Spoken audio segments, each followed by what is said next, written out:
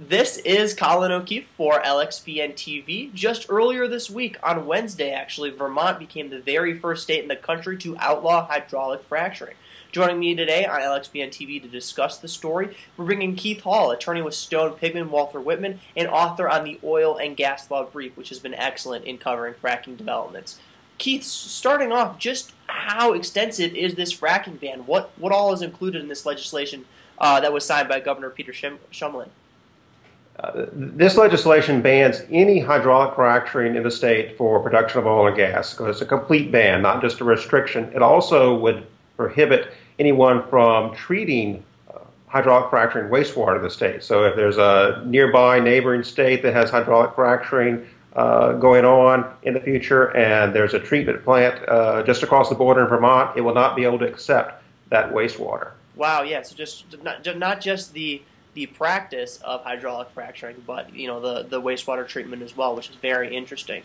And then second, how much does this have to do with the fact that this is Vermont? With the not just the political climate, but is there much fracking even done there in the state? No, and in many ways, I think this is going to be symbolic.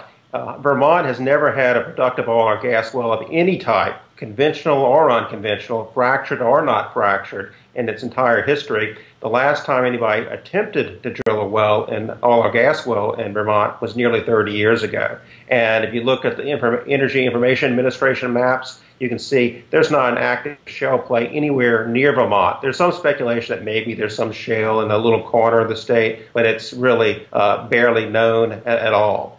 Interesting. Yeah, I mean, it was one of those things that first caught my attention, but then as you look at it, it's not. They're not fracking as much there. So maybe it is more symbolic and really catching on with a lot of the perception that's out there right now on fracking. And on that note, what are your thoughts on the current perception surrounding fracking right now? Do you expect to see more legislation like this from other states just because of the perception that's out there?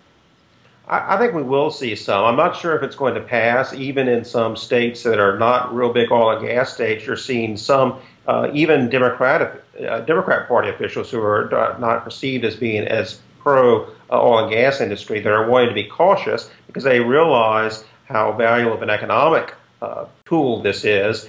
And the science and the evidence really is that it can be done responsibly. And I think we're seeing more and more of that the last few weeks. A couple of weeks ago, a Colorado state court dismissed a hydraulic fracturing case, saying that the plaintiff had no evidence. The EPA has been releasing results of their testing at Dimick, Pennsylvania, a place that's got a lot of publicity because of alleged contamination. The EPA is finding that the drinking water is safe.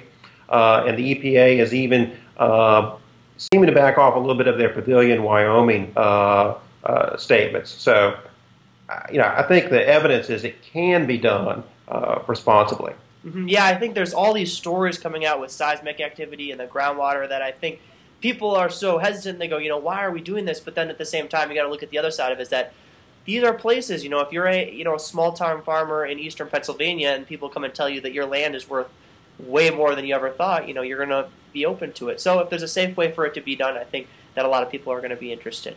Well, once again, that was Keith Hall of Stone, Pigman Walther Wittmann and the Oil and Gas Law Brief. If you haven't checked that out and you're interested in all the legal developments on fracking, be sure to check that out. It's at oilgaslawbrief.com. And, of course, we have tons of fracking coverage as well at lxbn.lexblog.com. Thanks, Keith. You're welcome. Good to be with you.